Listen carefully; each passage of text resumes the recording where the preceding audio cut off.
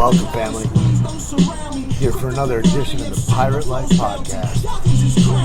Right now we're in the studio down here on Lincoln in Venice, California. And really excited today. I've got a good old friend, Mike Vallely from he's done everything. He's a pioneer in the skateboarding world, X Games dude, fantastic athlete, fantastic stuntman, actor. He's got his own brand and all that. Also, my partner Keith Jardine is here with us. Just off of Ellis Mania, where he looked like a savage. Goddamn Jason Ellis, what a monster. That guy's got some fucking grit and toughness. Watch him go 10 rounds. Amazing. Anyway, get into some of that. And Logan Gelbrich, another partner of mine, owner of this gym.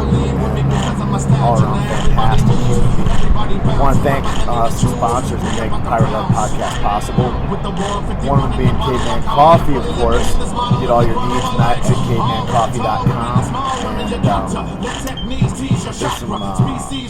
new stuff happening I'm really excited about. We've been tapping cold brew kegs. And oh my God, it's next level. It's amazing. If you're lucky enough to see us at any of our events, we're going to be missing the Arnold, but we will be coming up at the regionals for CrossFit and CrossFit Games. Make sure we get in there.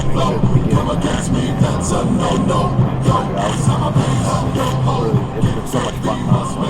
We've got a place going into Grand Central Station, up in Chelsea, in New York City, and in Manhattan. We have a little place up there at Brick CrossFit Gym right now. Thank those. Big shout out to Big Pro Mutter. He's such a savage representing us and just being kind of and that's really the best thing about it all, is the community that we've all got in this whole world. I feel blessed just coming from the background of fighting, jiu-jitsu, CrossFit, this acting world, just bringing it all together. The community of people that surrounds all of us every day is so fucking fantastic, and I thank you all for taking it's a more positive nature than that was before.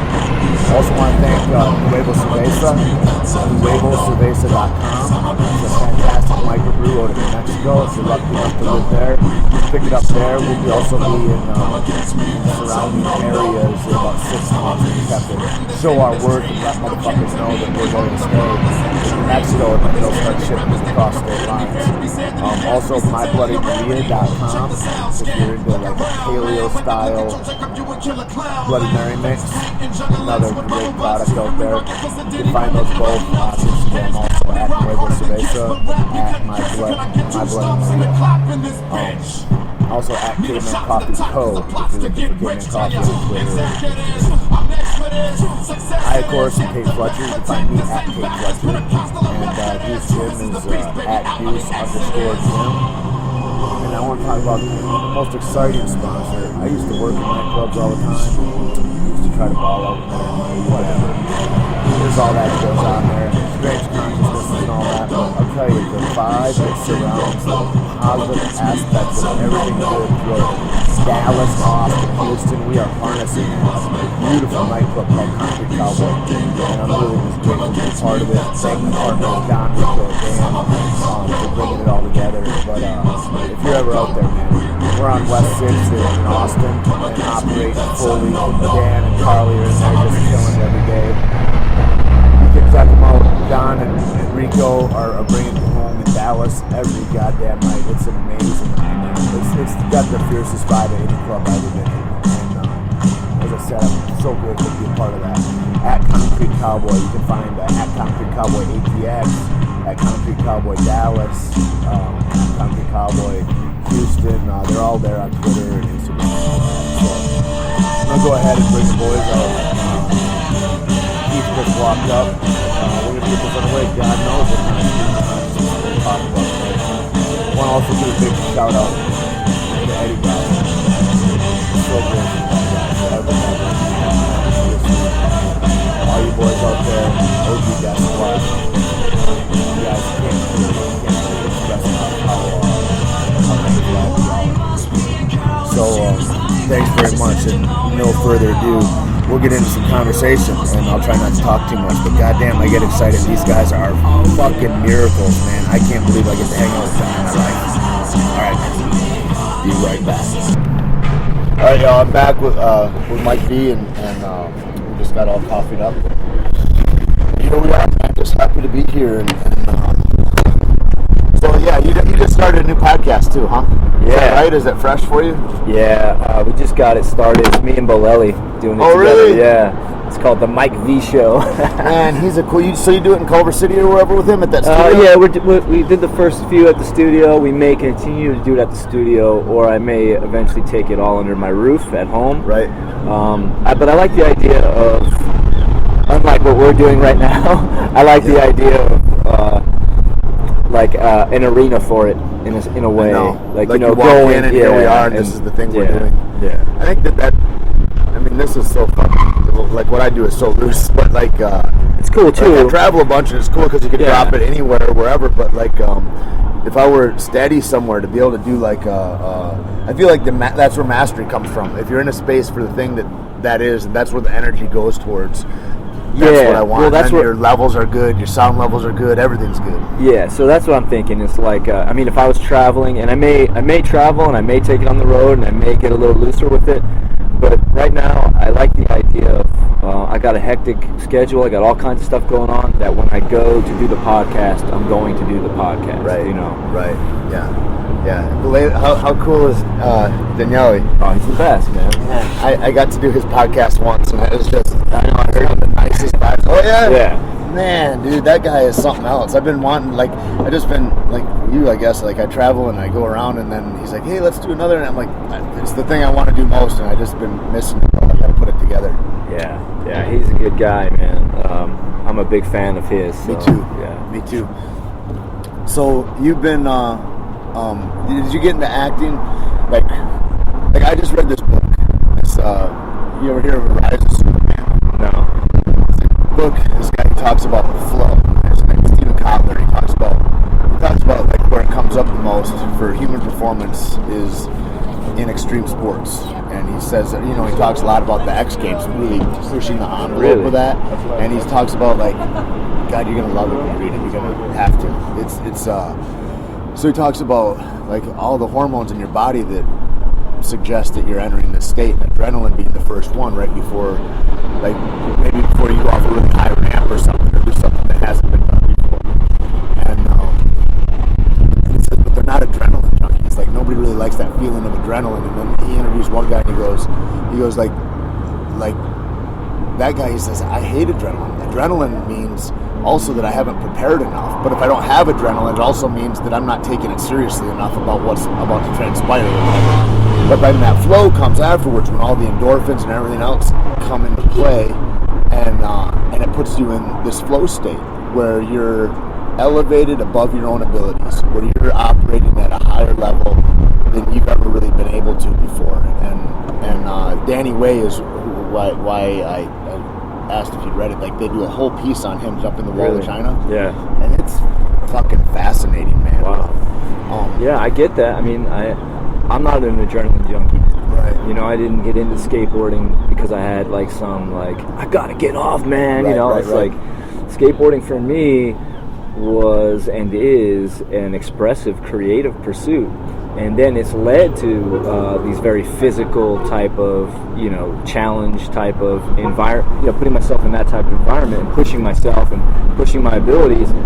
But I've always skated, even the stuff that people would see from the outside and think that I'm really like putting myself at risk or something like that. But I've always skated from a place of within my abilities. Right. I push that envelope, but I don't step outside of that envelope and put myself in a dangerous situation where I have no business doing it. So the idea of like chasing adrenaline doesn't even make sense to me. It's more the idea of a flow does though. I get that. You know? Right. Yeah.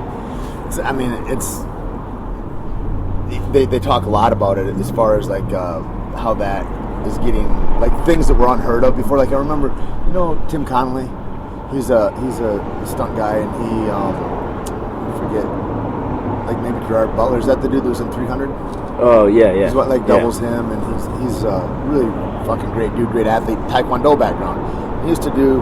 He said back when they were training for the Olympic team in the 80s or whatever, he was doing. They did like a 720 or something like that, maybe.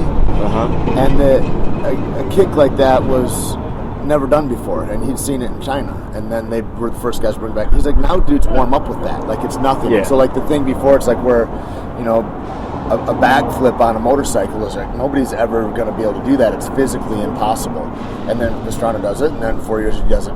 Right. Does it double. You know what I mean? Like it's like, and other people do it. It's not just him. It's not like he's this outlier that's like he's the only guy capable of that. It's like people see that and they believe, and then they it's crazy like that the way that works. Yeah. That's why I really like the time in skating that I grew up in and came up in, because it was more of a pioneer type of time, especially in the streets. You know, we were paving new ground every day. Yeah. And you know, it's not written. Who were other guys that were skating with you at that time? Well, my peers at that time would be like Mark Gonzalez and Natas Kapas, Tommy Guerrero, street skaters. You know? But they're all West Coast based. I was based on the East Coast, so I had a little bit of a different flavor, different approach in what I was doing, and it was a revolutionary time because we were going out our front doors and redefining our environment. You know, that was looking at steps in a different way. That was the thrilling part of what we were doing, and we were breathing life into inanimate objects. You know, things that people took for granted, like stairs or benches or, you know, curbs, sidewalks, walls, things that just kind of confined and defined to life. We redefined. We breathed life into them. And so when we first started getting, like, you know, people started seeing what we were doing as a nuisance or something, calling it vandalism or something, I was like, no, this isn't vandalism. This is utilism. That's beautiful. And that's a 16-year-old, you know, or 15-year-old coming up with that, you know, feeling that, and that's kind of... That's like the universe whispering in your ear. Yeah. Like when you're a kid and stuff like that comes up, you're like, no, this is my environment. No, that's not. You guys are looking at it wrong. Yeah, and I understood it so deeply. You know, it's like to be that age and to have your whole world kind of go from black and white to like vibrant colors, right? Like, you know, kind of that over the rainbow type of moment where it's just like I just landed in a whole different place, man. Beautiful, man. You know, it's really important for me, for my life as a teenager. I was dealing with depression. I didn't know who I was, where I was going, and all of a sudden I have a reason to live. You know, right. But what became interesting is I have a reason to live. And now everybody around me doesn't want me to do the thing I'm doing. Crazy. You know, skateboarding. So your whole family was like, skateboarding in the mid-'80s was not. There was no career path. There's no X Games. There's no proven, you know, end game.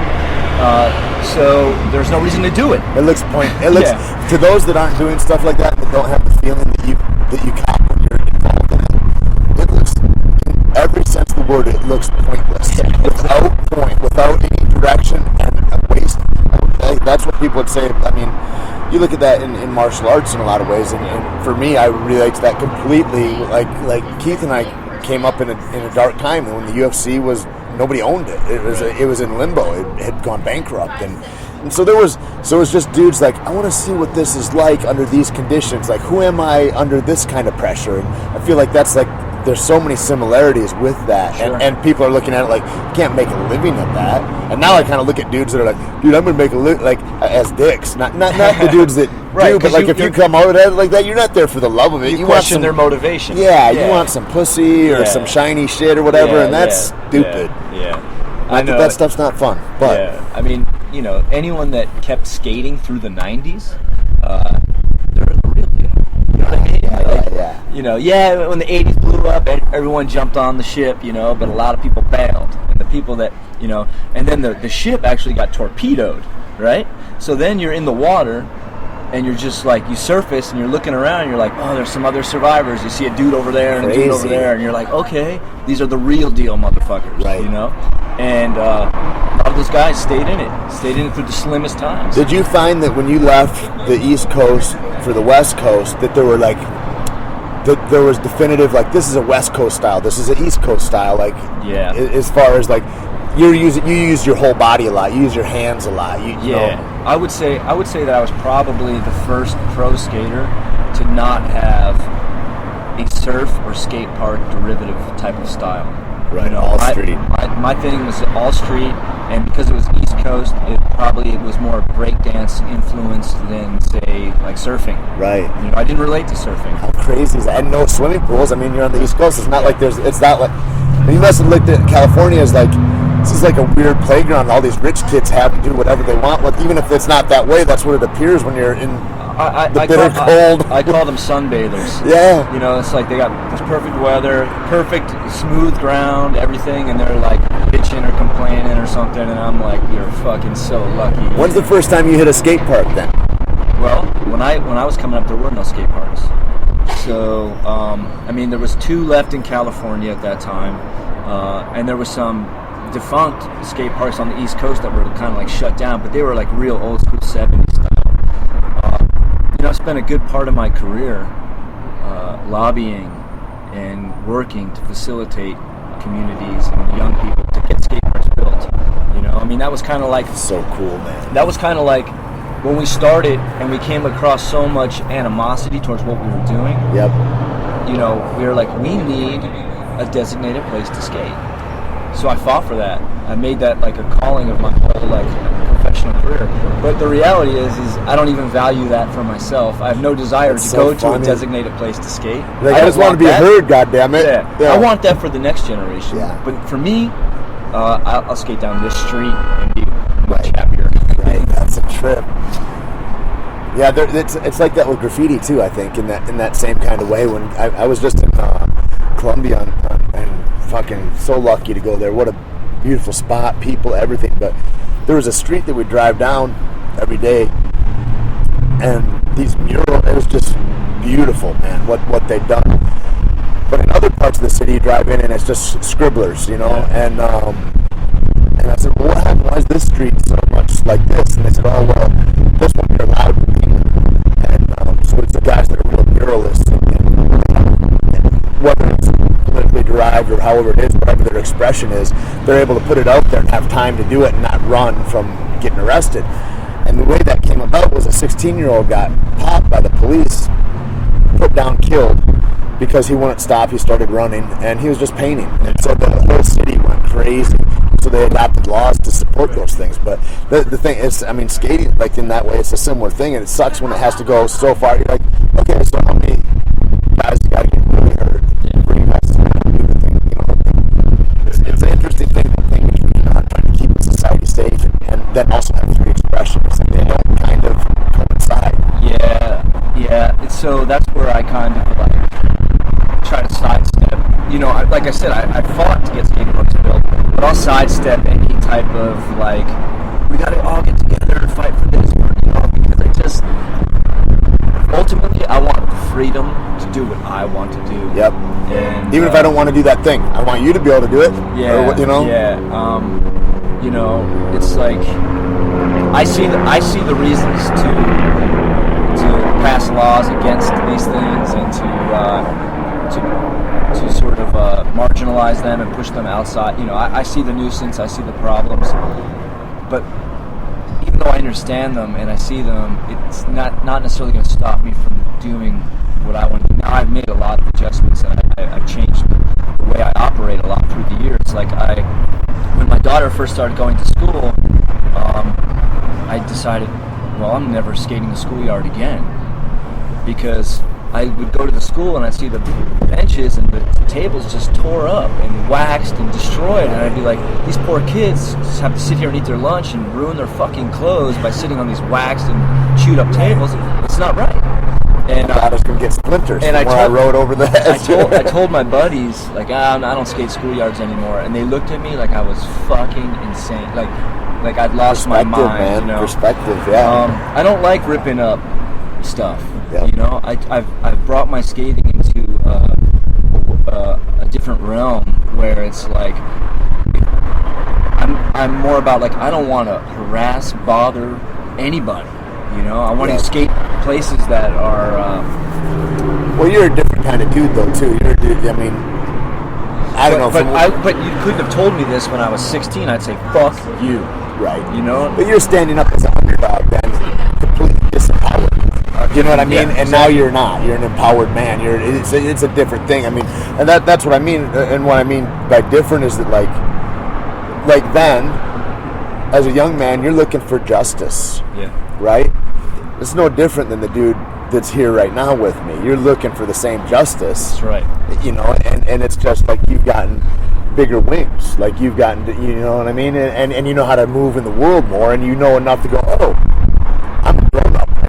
These guys didn't, like, nobody knows anything. You know what I mean? When you look at that, and because you can fall under, I did anyway, where you're like, oh, well, they know something. They're a part of society in a way that isn't available to me to be a part of. And so you put more weight on, and all you can do is scream. You just sit there fucking frustrated with the scream because you think that there's a secret that you don't know. But when you find out, like, oh, I'm 40 and there's no secrets, like that, I know more than they were just pretending that just because all they did was got old. Yeah. They didn't grow. You know what I mean? That's right. No, it's very insightful. I mean, yeah, I don't know that I've ever quite I understand what you're saying. I've never articulated it like that way to myself. So that's really cool to hear you do. It's a similar thing. I don't know. The thing I always appreciate about you, like ever since when we met on Red Dawn, man, and it was you know, looking at your history, and then hearing DP, he's such a soft-spoken dude about everything, but you know, was the next time I think maybe I saw of you, you were at a hockey game here, and somebody had given your daughter a hockey stick, right. And you'd smash the dude out because some dude, a grown man, is taking, I don't know, what was she, 15 or no, or she something? She was 8 years.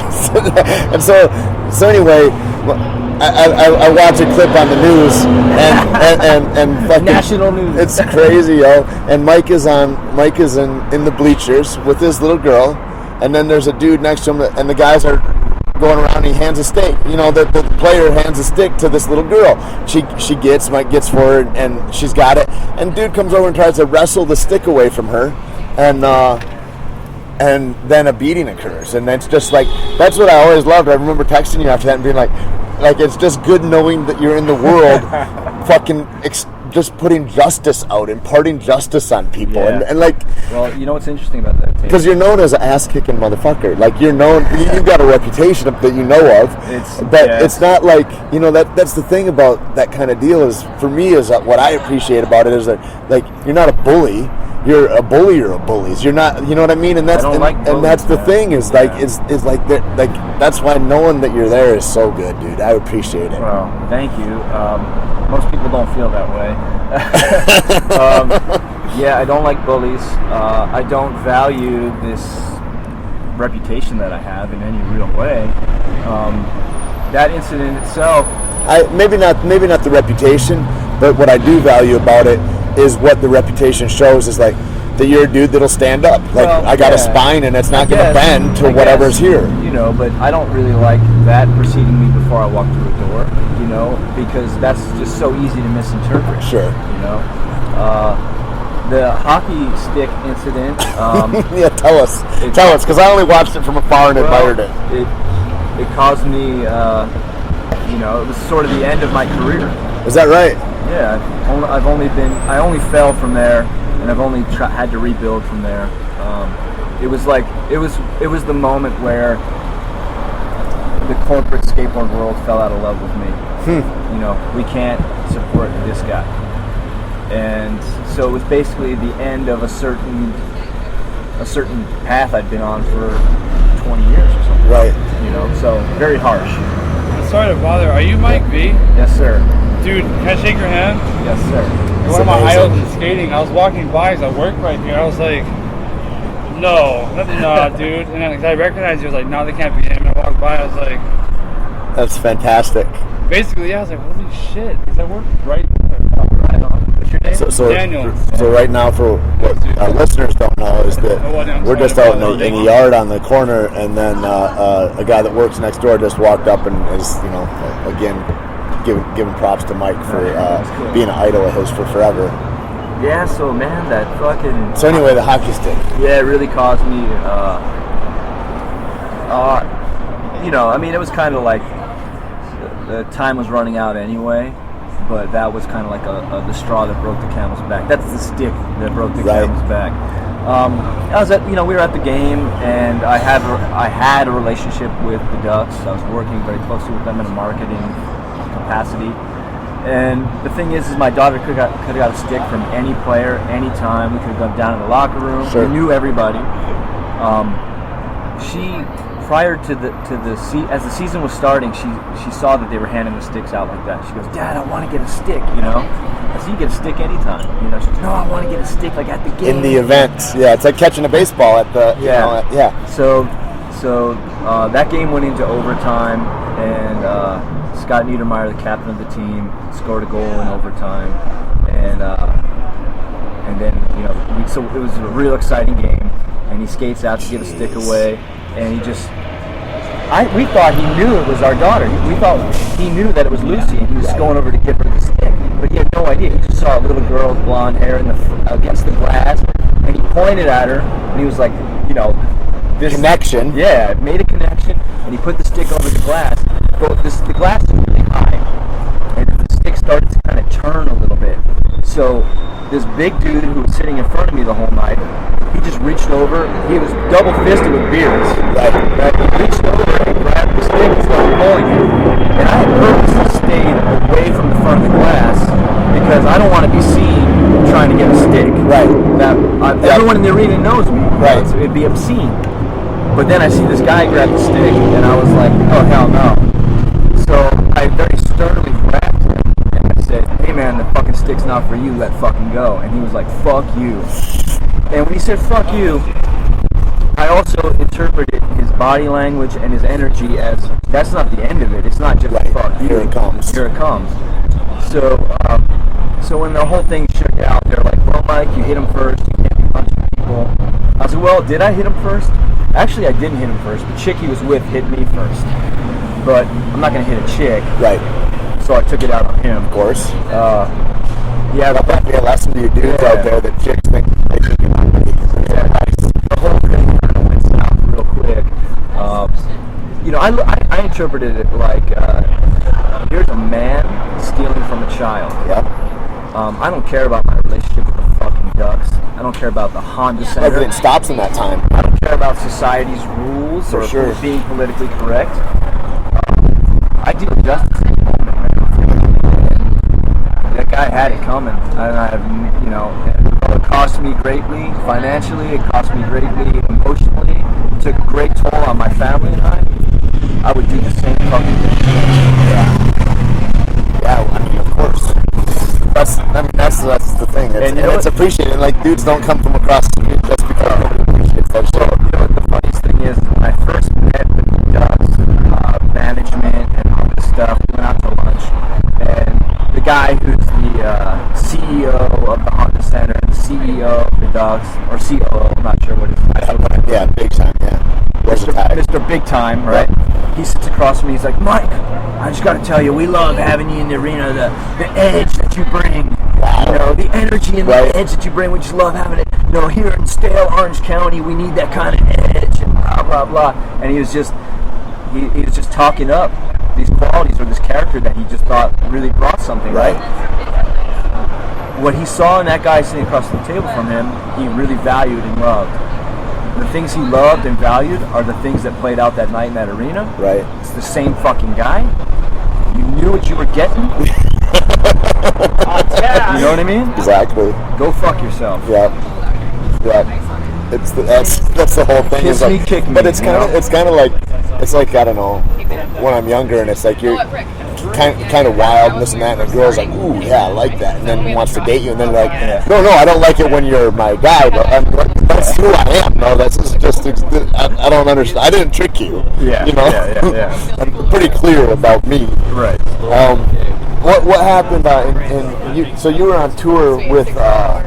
When in the 7-Eleven incident. Now that we're talking about incidents, like I don't know. I've never been able to talk to you about this stuff, but I'm like, as I said, man, I'm impressed in a huge way. But that's one of the craziest fucking videos on the goddamn internet. Like, there's the one that do you see the one that came out recently? And there's a dude, and he's like, he tried to rob from an MMA guy or whatever, and the MMA guy's a cashier at the store, and he goes out and he thumps a couple of dudes and all that, right? And I was like, that's cool, but that's kind of not anything compared to this. And I showed Logan that video you were still there, and he's like, what? And like, from the shit coming out, the whole thing as it plays out, you just sit there shaking your arms just like happy.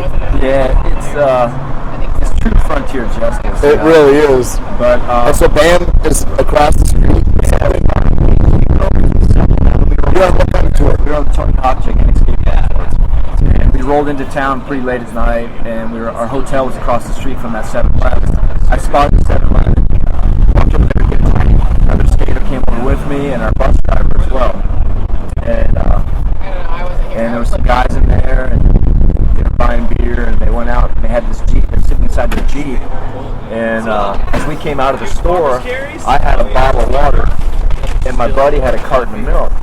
And they're like, yeah, you skaters think you're real fucking tough drinking water and milk. Like, what a funny thing to say. Really stupid. So, you ever see the movie Shane? Yeah. Okay, so I love that. I love Westerns. And so I just kind of reversed the scene in Shane when he's in the bar and he orders a cola, and they're like, the guy throws a whiskey on him. He's nice, man. I said, you want some water? And I walked over and I sprayed water on him. Yeah. I really thought that at the end of it, they take a good look at what was happening. And say enough's enough. Yeah, they decided that, they had the right mix of liquid courage. Yep. That kind of blinded them to reality. They've been talking themselves up to each other all night in the car, probably. And regardless of how I may have looked physically, they still saw me as a skateboarder. Right. And to them, a skateboarder was some weak. Which is so crazy. It's almost like skateboarders at that time or before then were like the weak little pussies that are like the hipsters of today in a way or something. Yeah, they were looked at that like what a hipster is, a skateboarder was looked at as, which is fucking wild.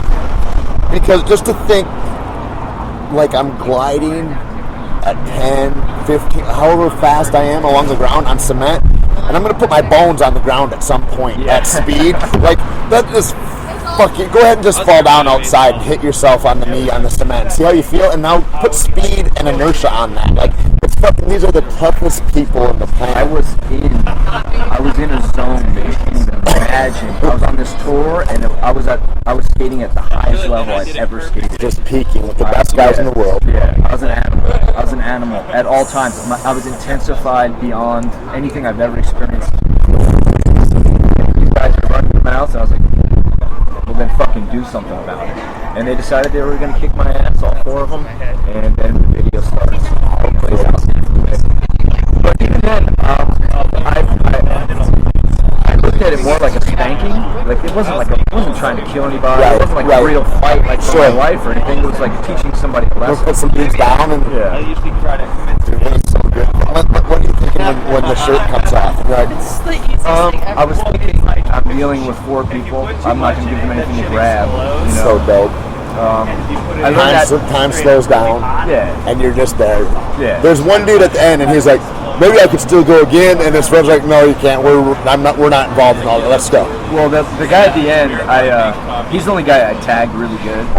And when I hit him, I saw that. You're saying he's the only guy you tagged really good. You dropped everybody. Not really. I just sent them running. I scared them more so than hurt them. Is that right? Yeah. The last guy is the only guy I really made a solid contact with, but it wasn't hard enough to like crush him. Right. It was hard enough to like startle him into like he's in a real like. That's right. And he popped up real quick like, okay, I'm in this now. But taking it any further would have been a very bad mistake on his part, and that's what his buddies were warning. They had already registered, fuck this. Well, that's the thing I think these dudes think about. I mean, there's dudes that are warriors and they just walk like that way. I heard this dude and he's talking about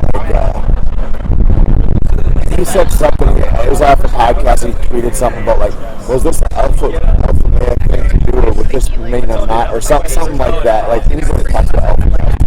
I get nauseous a little bit, but I'm like, I don't think that thing would ever cross my mind, and I think it's like dudes recognize like what kind of creature they're dealing with, and you're like, oh no, we were just playing, and this is that guy. And so I thought we were going to run into one of us out there, but this is a different. This is one of those guys that's one of those 3% dudes. And okay, no, let's all go. And the one guy was too drunk to know what he was doing. I don't really think in those alpha males. It's so funny, isn't it? Right. And that kind of stuff on the outside stuff. It's a funny thing.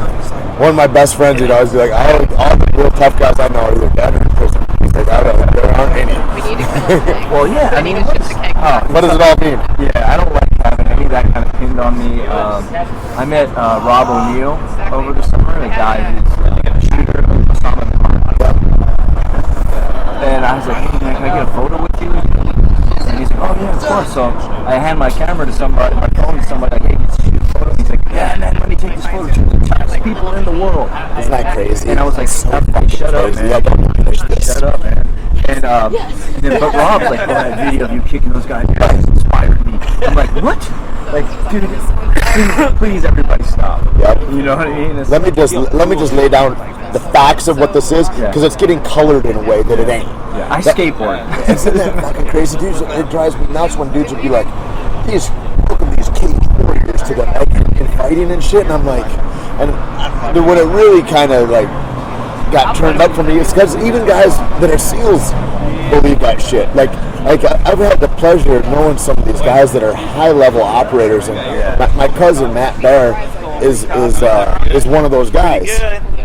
He's a team guy, and we were out in Hawaii, me and Keith, and we were with another dude, this guy Jared Shaw, who was a Team 4 member, and then he was a BUDS instructor for 2 years after his 10 years doing that. And like, these are fucking substantial humans, like in their abilities and their deeds, and they're just like, they're so humble, man. And I'm like, they're like, oh, you guys are so, like, say they try to talk us up in some way. Me and Keith and I are looking at each other like, you're out of your fucking mind. Like, it's game over with you. Like, there's no, like it's a whole different thing. Like, I go and get a black eye or something, or maybe a jaw broken, and like, you're talking about a whole different, I mean, that's, I don't have any words in my life that can express like what those guys do.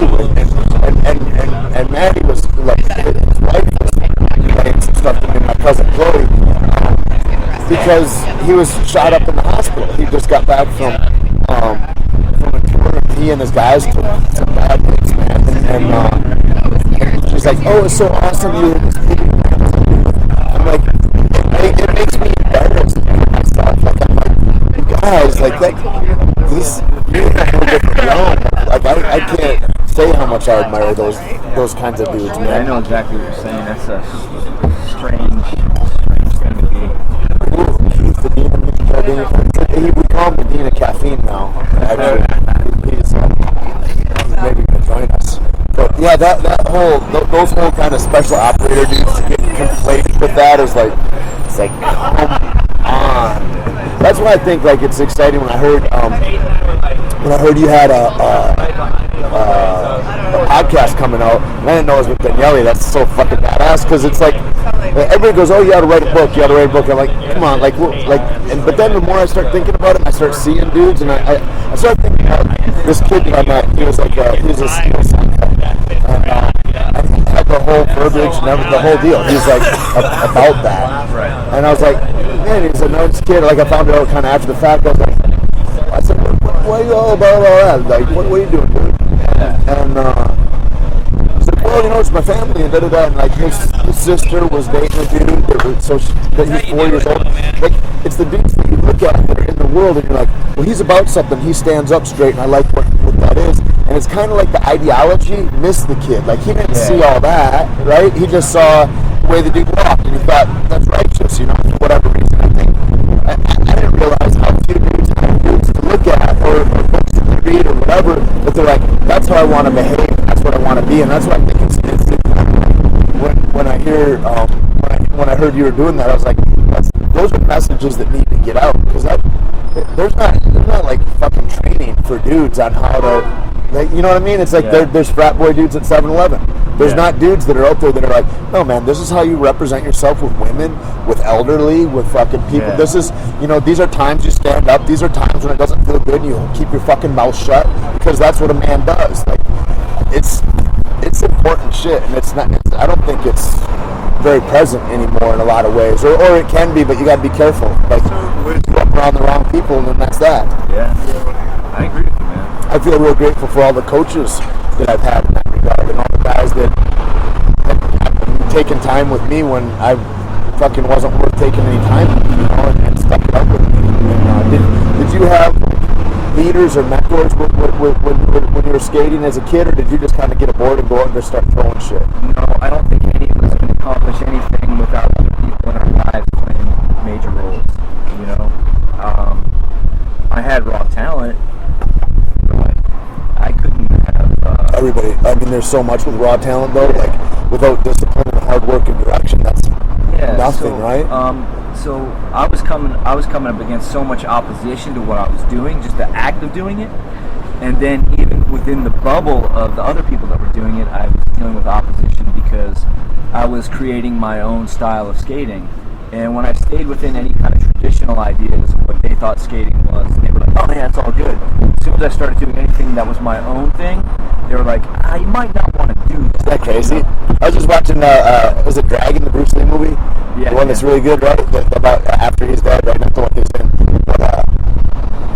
But, when he goes in and there's all the masters in there, and they're like, you can't teach it to non-Japanese or non-Chinese people or whatever, and he has to fight for he's like, I'm going to teach everybody, like anybody that wants to learn kind of thing. Right. It's like that same kind of thing for skateboarding. Yeah, so I'm doing this, I'm feeling my own thing. Fucking Bruce Lee. I'm feeling my own thing, but I'm also like in constant state of confusion or frustration or pain because of all of the exterior pressure to conform, even within this individualistic sport of skateboarding.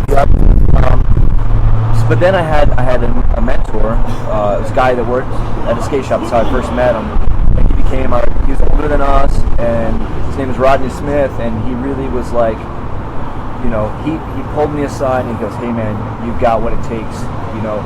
He saw the path ahead where there was no path. Right. He's like, you could be a pro skater. He instilled in me the idea that I could accomplish it. When the idea of a pro skater didn't really exist, it doesn't mean anything. Riding the streets as a professional, like, okay, if it was a ramp, it's this more like structured thing. Like, how could you be a pro skater riding in the street? Yeah. That's what the dude in that book that I was telling you about earlier, The Rise of Superman, he talks about that, and he talks about, these guys that are doing this, and he talks about Danny Way. Do you know Danny Way? Yeah, of course, yeah. You know him personally? Yeah. Good dude? Yeah. Amazing. Well, like, what he talks about in that thing is like, the dude walks up, he gets the idea he wants to do a super ramp. Never been done before, never been built before. So he goes up and he says, yeah, we'll do it in China. And so he goes and 10 flights of stairs to the top of the thing. 10 flights of stairs. And he fucking I don't want to do that anyway, even if there's pudding at the top. He goes up, stands over, and he says the thing is shaking. It's moving. It's because it's built by Chinese. No offense, China, but you're not known for having great shit. And so he's there. He's at the widest part of the wall, whatever. I don't know if it's 60 feet or 80 feet or whatever, but. And then they talk about the drop. Crazy. It's crazy kind of thing. And he goes, and the air was thinner where he was. He was in the desert or something practicing or whatever. But you can't really practice for a jump that's never been done before. It's at lengths and heights that have never been done before. So he goes and does it, and he fucking is fucked. He falls and wipes out and slides for 100 feet. Right? Like, goes to the hospital, finds out he's got he's crushed one of his legs, like a tibia or ankle or something like that. And before they'll treat it, he bounces and he goes back the next day because he wants to do it. And so he goes and walks up the same flight of stairs, 10 stories, to the top on a broken fucking leg, and then he goes, his steering foot is fucked, and he hits it, and he does it, and he lands it. And then he does it 3 more times, and then he does it with a 360, and then he does it 3 more times, like, because when else are you going to ride a super ramp, even though his foot is broken? Right. And then it comes out later, his manager talks, he's like, yeah, the crazy thing about it is Danny's scared of heights. He doesn't like to be up on high shit. Like, all these things that come about, like, where where greatness can happen where it's never occurred before, and dudes are like, no, you shouldn't do that, or we couldn't do that. Yeah. It's like, and like what you're saying about the about it being different every time too. It's like when he came back the next day, they go, oh well, he needs to be higher and that needs to be a little longer. So it wasn't even a practice run he did. He did his apple every single time, and that's the thing about what you guys do, which is so crazy, is that like, and a fight is that way, but not to that degree. I mean, I don't think. Well, personally, you can't, what are you going to do? You can't, like, but you know, there's the guys that do what I do, would they do what you do? No. You know what I mean? But my point being, like, when you go into a novel space all the time, like, you can train for a bunch of different things and events to happen, but if you're riding a wave or you're riding a skateboard or something, that shit is different every fucking time. It's not like you're shooting free throws. It's not like you couldn't call a basketball player an extreme athlete in that way because it's the same parameters all the time, I'll right? tell you what the thing I enjoy most is when I tour, when I do performances, I will not look at the space I'm skating. I will not view it online. I will not go into it before I skate. I want no idea of what it is. Because when I walk in the door to skate, I want it to be as real, as spontaneous, and as fresh as possible. So there's no preconceived idea of anything. It's like I'm living only in this moment. And you're making it up in the moment. Yeah, so part of the performance is the adapting to the environment. It's a brand new environment. It's not the same. I don't go from city to city with the same setup that I've mastered back at my practice facility. Yeah. I'm just getting out of a van or off a bus. Yeah, you're not trying to mimic it. No, I'm walking into a skate park I've never seen before, and then I'm living in that moment. And So that is crazy. the most. I can't explain what that feels like. It's a creative thing. You know? Oh yeah. That's like the crazy difference with that. It just sprung to mind a thing Shaun White did one year before the Olympics, and too many people were viewing his shit or whatever, and he had some guys that were hot on his trail, and so he brought bulldozers and shit way up in the mountains, and he made his own ramp up there into foam pits and all that, and so he could practice doing shit without any downside of, like, way different to try to dial in your tricks and your feats under those conditions than what you're talking about. Like, fucking wild, dude. I can't even imagine. Yeah, you know, I respect anybody who's in the arena. Yep. Anybody in any. I don't care if you're a cellist. Yeah. Like, if you're doing your thing, dude, that's dope. But I do, when I think about skateboarding, or even like talking about Sean, I mean, I respect that. I think it's amazing, but I don't relate to it because with skateboarding for me, I'm not into doing anything that has any kind of elitist type of feeling about it at all, right? Where you need to have $6 million to practice. Right. I like the idea of participation, not creating spectators, not talking down to anybody, not being like, I'll never do that. I want to instill the feeling of like, I want to do that too, I can do that too, you know? Yeah, that's one of my big hashtags that I got on for a while was like, I need you to try. Like, I don't care what it is, man. I just want you to try. Everybody can win, man. And you just gotta try. And that's the thing. A girl was telling me the other day about, I don't know if it was about jiu-jitsu or lifting stones or something, and she's like, well, it's nothing crazy like what you do, but I started doing these classes or whatever. I'm like, so you're looking at it from the wrong perspective. I'm like, the way I view that is like, what I like as a human, as this animal, is I like to watch struggle. I like to watch you confront the struggle, and I like to watch you go through it. If it's you deadlifting 135 pounds, that's your thing. Like, I want to see you in the fight and fucking gut it out. It doesn't need to be anything. It needs to be you at your fucking red line when you want to drop and you want to quit and you fucking don't, man. Yeah. That's what gives me the goosebumps. That's what I want to see. You'll see that with pro skaters. You know, I've stood on the top of a ramp with Tony Hawk, you know, arguably the best skater in the world, or Danny Way. You can insert whoever you want. There's a bunch of names up there, I'm sure. I've them all. I've stood on ramps with them all, and I've watched beginners get their first grind in front of that guy, in front of myself, and the stoke that we have for that person is at the highest level. Isn't that great? The same way we'd be stoked for Tony landing the 900. Yep. You know what I mean? It's like, yes! Like seeing somebody cross a threshold. And if you never met your own thresholds, you wouldn't have any admiration or regard for that. That's why I kind of like the keyboard warriors or those. I'm like, guys, I don't want to hate you. I just need you to fucking try too, so you understand what I'm talking about while you're commenting. Oh yeah, if you've never stepped you know what I mean? in the arena. That's the beautiful thing, man. And that's what I love about it too. When you're talking about like you and Tony up there have as much regard for that dude. It's fresh because it's like that's the thing that it's about is that community. It's like if, I always tell the story. People are probably sick of it, but like I learned in jiu-jitsu, like in a huge way, is that like that whole it's kind of like a hippie axiom of if you don't get better, I don't get better kind of thing. And the thing is, if I'm teaching you jiu-jitsu and I triangle you the same way because my ego needs me to win, I need to be better than you because fuck you. If that's my thinking, you don't get better because I don't show you. But if the rub is I don't get better either because I only have this one thing. But if I show you my setups and shit and you start blocking that, well, now I have to figure out the next thing. And when I believe in infinite possibility, I want you to know everything, and I want to know everything too, and then we can all because we don't get better without each other getting better. That's why I go. I need you to win, man. I need you to try, because otherwise we're all muted. I started playing ice hockey when I was 20 years old, and I got to play professional hockey, minor professional hockey when I was 40. A way rougher league, right? Yeah. And I was skating a lot here in Southern California with a group of guys who are like Hollywood agents, Hollywood actors, and a lot of them are Canadian. A lot of them grew up playing hockey. A lot of them maybe were close. Maybe they played junior hockey or minor pro or close some to high level guys. Real high level guys. And I skate with them, and I'm by far like the worst dude on the ice.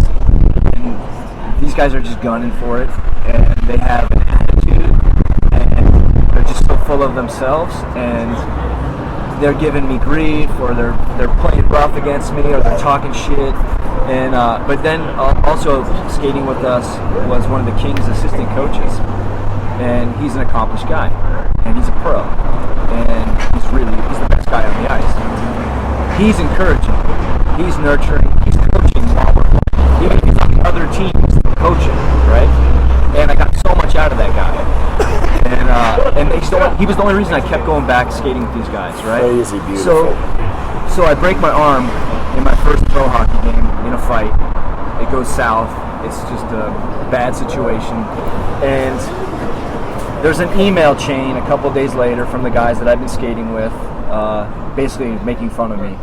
Wow. Laughing at me, like, this dude finally got what he deserved, had coming, had no business being in the game, no business being on the ice. The King's assistant coach sends me an email outside of the chain. I'm so proud of you, Mike. You accomplished your dreams. Doesn't matter what happened, you showed up in the arena, you showed up at the show, and you went for it. And that's fucking respectable. And these other jokers who are wannabes, who never did anything, and just kind of almost made it, they had a whole different take on the whole thing. And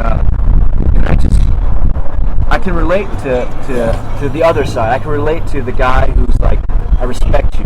Because that's how I look at other people. And I don't, it's not about like, did they cross the finish line? It's like, did they fucking go for it, They went, they threw it. Those are the only times I ever regret. Not even cross the finish line. The only times I ever regret competing is when I didn't throw it all out there. When I was trying to be safe. That's the only thing. But I was gonna say, fuck the finish line. Yeah. Some people never even get to the starting gate. It's true, man. It's true. You show up. I mean, that's what I would tell all my guys, like coaching jiu-jitsu, and they'd be like, I don't know, I'm not gonna, like, guys already have that talk in their head. I'm not. We all get that to some.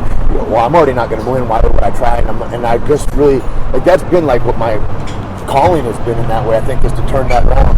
You gonna sit down or hide? You gonna sit down? Keeps lurking. But like to turn that around in people's head, and once people do it, and people go and they sign up, like I go, dude, signing up is the hardest part. Right. If you just show up, I remember being nervous to go to grappling tournaments, and I don't know, like so and so, like I would be in Keys with Frank Mir, Brendan Barra, Keith Jardine, like it's like we're all amateur grapplers, and but then fuck, anything can happen if you beat some of those guys. You're like, whoa, dude, like anything can happen when you. That's what the beauty of being in that moment is. I remember the first time I did a stick fight ever, and with the Dog Brothers, right? And they come up right afterwards with the microphone. They're like, "So what'd you think about that?" And I'm like, and it was like a spiritual experience. It was like a deified experience where I felt like, I go, man, it's such it was the first time I felt it, dude, where I was like, you're so ever present in that moment that it's almost like another entity is there with you too. It wouldn't have happened without this other man being here, and it wouldn't have happened unless there was the threat of a stick swinging by your fucking head and whizzing in your ear. And it's like that kind of thing. And I was like, that's what I want everybody to be able to feel. If you feel that, the world's a better fucking place. I know it is. I know it is, man. I agree. And the only regrets those guys have is that they didn't fucking try hard enough, or they go, oh no, I want to, like I get, so I don't know what you get, but like I get emails or Facebooks a lot from people that I grew up with, and they're like, dude, how'd you do what you do, or whatever, and I'm like, I just, the shit that they were telling me, I didn't believe. Like when they go, well, you get yourself some Jesus, you get yourself a wife, you get yourself this safe job that'll pay you every week, and then things are going to be okay. And I'm like, I'm seeing it all around me that it's not okay. The temple y'all are talking about wasn't what I wanted, and it wasn't even what you wanted it to look like. It was just like what we all believed, like, people got fooled, it seemed like, you know? I've rejected security every step of the way. And in rejecting security, I've gotten the most security from that. Yeah, I feel like security compromises everything, you know, creatively, spiritually, you know, freedom-wise. Yeah, it's just so I have a real kind of there's a real big debris field behind me, you know, and people can view that as like, you know, some trail of mistakes but I just go, fuck man, I put one foot in front of the other, and that's just it. And if shit collapses, I'm just not gonna get hung up on that, because every single time that there's debris scattered, it's because my beauty was like the reason that I continue to live is in question. You know, it was like I'm either gonna accept somebody else's agenda and bow down to that, and my life's over anyway, or I'm going to say fuck this, and I'm going to shake it off my back, and it's going to hurt a lot of people. People aren't going to like it, and they're going to be able to pick these different things apart, but I'm going to just keep going. And then you've got experience from which to speak, you know? It's like when people talk to me about something, I'm like, well, have you tried it? And they're like, no, but I got about it, I heard about it, and everything. I'm like, so all you got is collaborative.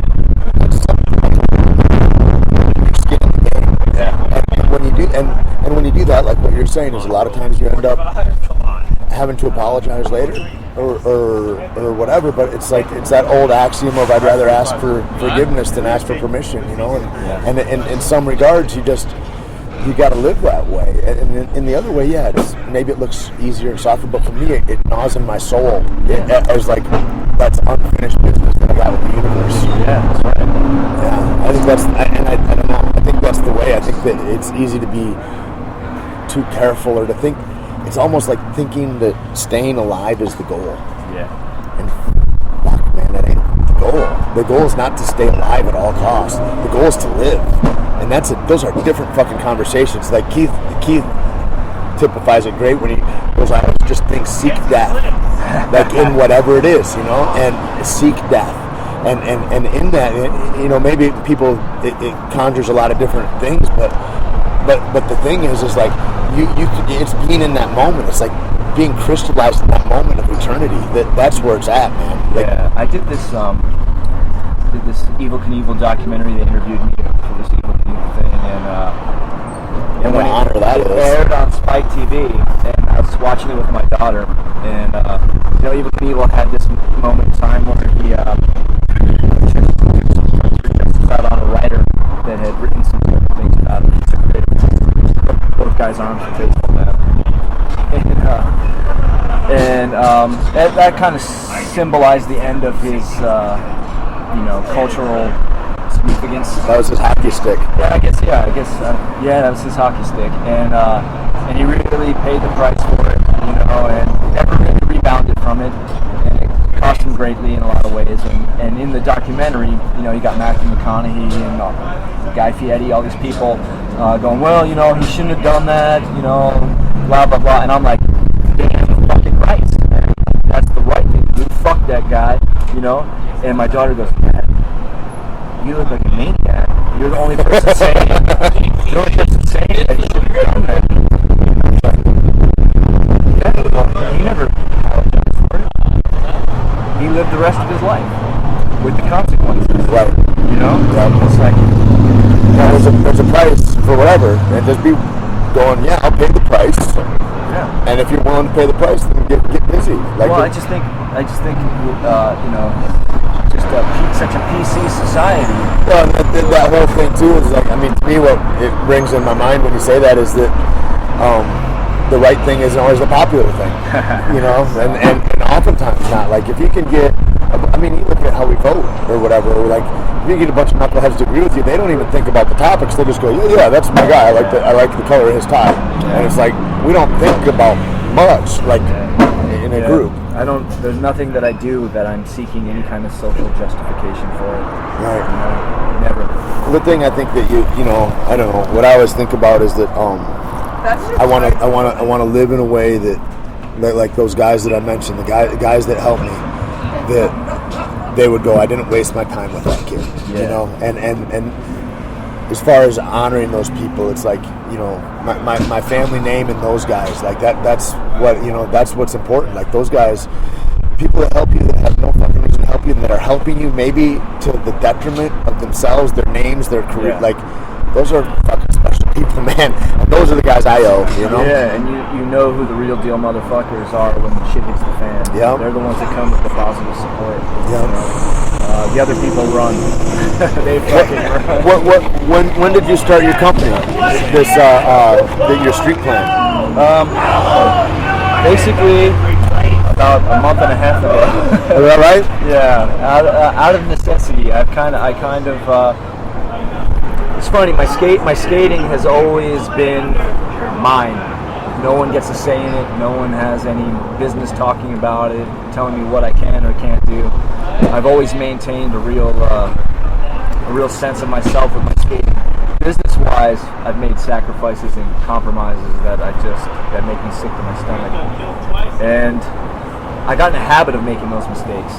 You know, I got in the habit of thinking other people were smarter than me business-wise. Got in the habit of thinking other people knew how to do things that I didn't know how to do. Right. And I compromised myself and my own vision and my own business senses to go, okay, well, I'm the skater. I'll do the skating. You run the business. You do the business, yeah. It never works. Those guys always say, they always fool you too. They're like, they'll be like, they talk so well, and they'll say, hey, dude, no, I agree with you. What you're saying is right, but the way this system works is like this, so we got to come in this way, and then we'll address what you're saying. They say the crappiest shit. Oh my god! Yeah, and that's that trick. That's like when you're a little kid and you're like, well, does that guy run a flower shop? Like, oh, well, you couldn't do that. Or when you're older or whatever, you're like, well, no, you get a light. Like no, and they make it sound like it's some kind of magic that you couldn't possibly know. And then when you go to a point where you're like, oh, there's no real grown-ups. There's just people that got older. Like, okay. Yeah, when you were saying that earlier, I was relating that. I was really relating to that. Yeah, that's what happened. My daughters, they're the ones who said, enough's enough. Like, you got to do it yourself, Dad. So the DIY philosophy approach to life that I've lived out, except for the way I've done my skate business, right, came back to me through my own kids. Beautiful. And they said, you've inspired us, you've empowered us with this idea. Now you gotta live it on all fronts, you know? So that's amazing. I think that happened to have your own kids. Fuck yeah. You know, bring you back to your own. You got like the proudest daughters there are. Like, that's amazing, dude. Yeah, that's so good. Cool. So what are you looking to do with the company? Where's your focus and all that?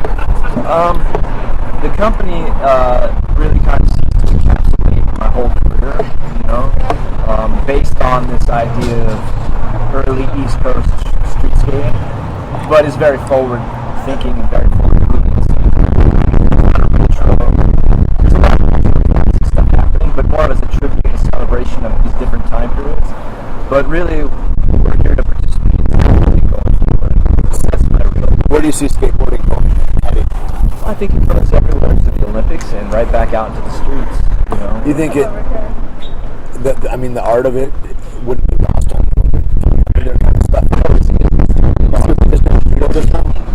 said, anybody that's any judoka that's out there, I think they'll rescind or disavow anything they have to do with them if they participate in like Brazilian Jiu-Jitsu events or in MMA. Anything having to do with that, they're going to ostracise you. Like the structure and tradition so and all that crazy. stuff is boring to me.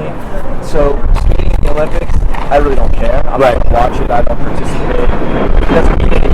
I'm not against it either. Are there any dope female skaters? Oh, plenty. I mean, They never get any acclaim though. They kind of operate in their own bubble. To me, they're the real hardcore skaters. It's a tough thing, man. I look at that and same in women's MMA. I mean, it's such a, now everybody knows about it because Ronda's such a superstar, but like really kind of unheard of, and the level was low because there weren't a lot of people that were getting after it like that were chicks. But man, some huge talents. And I was wondering if it was similar. Yeah, the female skateboarding movement really inspires me. I don't follow a lot of things that are happening, but I do look at it, and ultimately the things that I like to see, they inspire me to get on my board. No, never had any interest at all. Really? Yeah. What great dance. What do they both do? I just said they're both dancers. Okay. I mean, it's beautiful, dude. Like the trip through your Instagram is just fucking love that, man. It's a neat it's a testimonial to life, like in all those ways, you know. Well, back in August, I've been on Instagram for a long time. It's been a real scattered kind of. I didn't really have any like idea of what it was. I just post photos. Right. There's some overhanded marketing at times, and for this sure. and that, and all kinds of other, the same typical stuff you see out there. And then in August, my life came into focus. I knew came into focus. I knew I was going to do this company. I started having real clarity after years of being in a fog. And the Instagram in August really started communicating where I was going, what I was thinking, how I was feeling. And in turn, it inspired me back. It's like if you do it, then it fuels itself, kind of thing. I hate to talk about social media or Instagram. It's so like cool though. I think power, but dude, it's got huge power though. Like I was just thinking when you're saying like, what strikes me, and I don't know if you felt like this too, but like, is I get this fucking communal feeling of family within that. Like I'm like, God, there's all these people out here that touch me and that like you're back and forth with that you don't know at all, that then all of a sudden you've got this a real connection with. Like it's like people, I mean, everybody would say, well, there's fake connections and it's this and that and whatever, but like, man, the thing is like that whole thing, if you're left with whatever feeling it is, it's not the word said, it's how you feel when you walk away from a conversation or whatever. It's like, fuck, man, there's a bunch of people making each other feel good out there in the world, and that's right. Fucking badass, dude. We've been doing so far with the company. We've only done limited edition release boards, and it's caused a lot of excitement, but also a lot of frustration for the people that can't get them. And someone said to me, "Well, Mike, you can't please everybody." And I was like, "No, but I want to." Yeah, that's the drive. I mean, to me, that's like when people are like, "Well, nobody's perfect" or whatever. It's like, it doesn't mean I'm not going to strive for perfection. Yeah. I mean, I don't care if it's like crossing the finish line, like what you said. I don't care if I attain this shit or not. Like, I should shoot for that. I shouldn't shoot what? I should shoot for mediocrity? Yeah. What are you talking about? Yeah, the people that are buying my boards or that want to buy my boards, these are the people that have sustained me for almost 30 years. Isn't that rad? So why would I not want to? Why would I could never take the philosophy of, well, I can't please everybody. I'm like, I'm sure gonna fucking try. When can I find when can I get a Mike V t-shirt? Oh, we got you, man. All right. We got you. Where do people find your stuff online?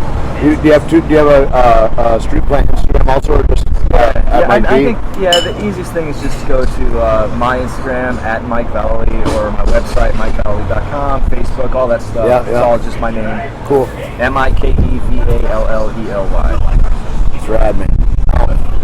I think that as we go out, like the whole social media aspect becomes more and more and more and more important in a way, because it's like it's maybe the only real news that's out there. Everything's so compromised everywhere that it's like that's the way we're connected. It's like I remember when there was the revolution in Iran and the news was all fucked because they blacked out the whole country. But like you would getting tweets from guys that were hiding in buildings, and you're like, and it's the resistance. And you're like, holy shit! Like that's powerful, man. Well, for me, social media is very consistent with the way I've always operated, which is direct. I don't go through filters. And it's empowering. Like when we started our company, man, and we're like, well, how do you market that, or how do you? I'm like, I don't really know. Like, I just talk to my friends about it. If people like it, like I'm more like, if people like it, cool. Like I don't want to like force it. And they're like, well, and then everybody tells you, all the experts come, and they're like, what you need to do is you need to get some magazine ads or get these paper. And I'm like, I don't know. I'm like, we're not gonna do that.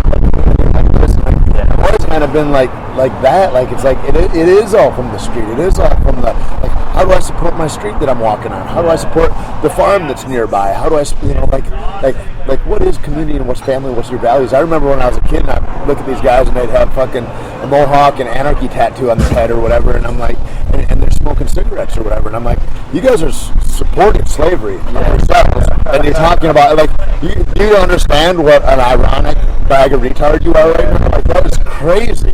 And like ever since then I kind of looked at that and I'm like, you can't really trust anybody. Like I don't trust the police for sure, and I certainly don't trust the anarchist over here either that's got the Pall Mall in his mouth or whatever. And so it's like, you route your own course, and that's the beautiful part about you. I posted a hockey photo on Instagram a week or two ago, and this guy left several messages. I kept reading his messages. He kept saying, Mike, come on, man, sports aren't punk. I deleted it, and he just kept coming. Like, what the fuck are you talking about? Yeah. Like, I don't subscribe to punk. I don't subscribe to skateboarding. Yeah. I don't subscribe to anything that you. Like, there's no room for my life. I write the fuck. How about you don't put a definition on me? Yeah, get the fuck out of here. Not gonna live, it's funny. That's some funny shit, man. People want stuff to look in a box. They want it comes, that whole same thing comes from a dude wanting to feel safe. I want to feel safe in what this thing is that I'm going to call myself, or this thing is, or and that's where the pain is, I think. Because you start believing other people's definitions, and it's like, that ain't it at all. That's not accurate. You can't let that fuck with you, man. Well, listen, I know you got enough. Yeah. I really dug this. What? Just hanging with you and so cool, man. It was actually insightful for me. So. Dude, me too. Like from meeting you the first time, like I said, there's this spark that you get with some folks, and it's weird. Like we don't interact a whole lot at all, but like to be able to sit down and have common mind, like that's what I knew. Like I recognize that, and I appreciate it. And it totally makes sense that when people deal with it, they are like it's all. Like this synchronicity, like we were talking about earlier. It's like you start talking in this language, and like even if you're in fucking Michigan where I grew up or whatever, like I mean, like nobody has these conversations. There's a bunch of scarcity. There's this and like it's like there's not many people that are having these conversations, and like there's this infinite possibility out there. And like you said, it's not until the last like couple years or whatever when it's all coming to synthesis, and you're like, oh, I'm really dialing in like who I am as a man, what my place is in this world, and owning my shadow in a whole new way than I ever thought was possible. Dude, you're speaking right into my ear, dude. It's the same. I'm telling people, I don't know what it is, but the last few years, like, shit's just kind of coalesced, and like it feels like it used to feel like I was living life in a dislocation. Yeah. Like I've had my shoulder dislocated a bunch. It felt like it's like even if shit was good, it's like it felt like maybe something's about to fall up or something, right? And I haven't been waiting for the other shoe to drop in fucking months or maybe a few years now, and it's like I'm going on 6 months. Maybe it goes on forever. Like, if I'm going to talk about infinite possibility and infinite good, like, fuck, dude, like there is no sky. There's no sky. We're going through space, like we are in outer space. Like, and what a beautiful thing, dude. And maybe the next time we'll talk about all that in altered consciousness and other worlds. But the world needs more Mike Vallely. I really appreciate you being here, dude. Is there anything else? No, we're all good. What's the name of your podcast that people can find? The Mike V Show. Awesome. We love you. We're out, savages. Thanks so much for listening, and hope you all have a great day.